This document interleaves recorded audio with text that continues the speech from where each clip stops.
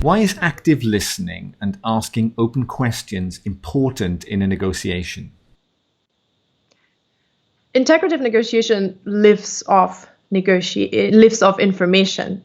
It's all about interest. It's all about our goals. It's about our priorities. So in order to get to that, we need to listen and we need to ask.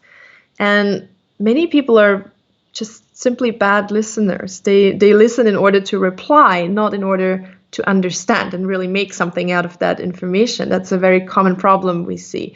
So active listening is not that lip service that you pay to, yes, sure, and then you say something completely else. It means putting your full attention to what the other side is saying, really curiously listening, really caring about what the other side is saying, not just pretending to care so that we are perceived as good listeners. It's also about acknowledging what the other side has said, repeating what you understood them say. It's important to make sure that it helps you to make sure that you've understood correctly what they were actually trying to say. It helps you get more information, and it also helps you to make them feel understood if you can repeat what they've said and clarify that you've understood it correctly. So active listening is a very core part of the whole communication process. And open questions was the second part of your question. That's equally important. It's a very interesting area that we face head on every day in our normal life without even realizing what's happening when we ask questions.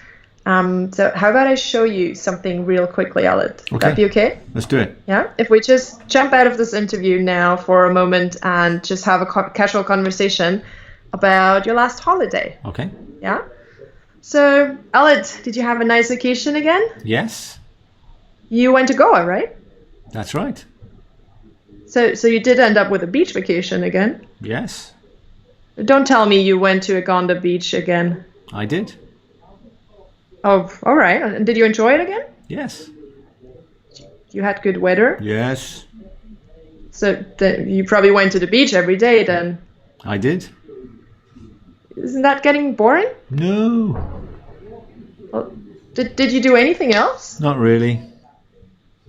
Well, you must have done something else. Come on, Alan, don't make me tease everything out of you. What's wrong with you? Okay.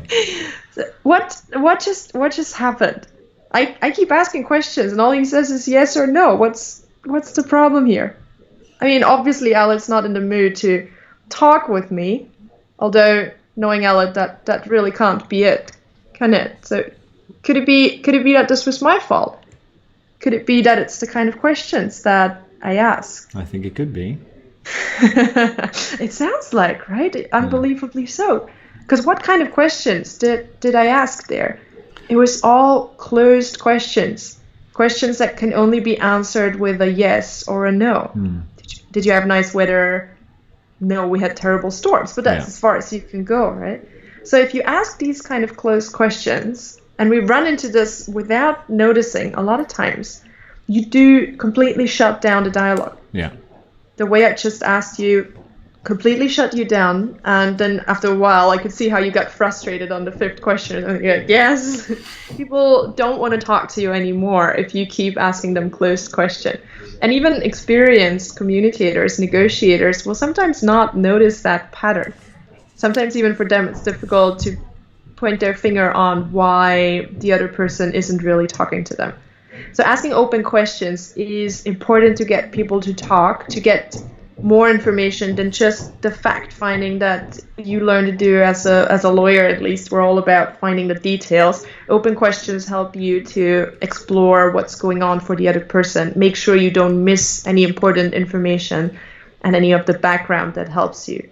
So starting your sentences with how, what, when, why, describe or tell me a bit more, that will help you open up the conversation to a level where you can really learn what's going on for the other side and not shutting them down.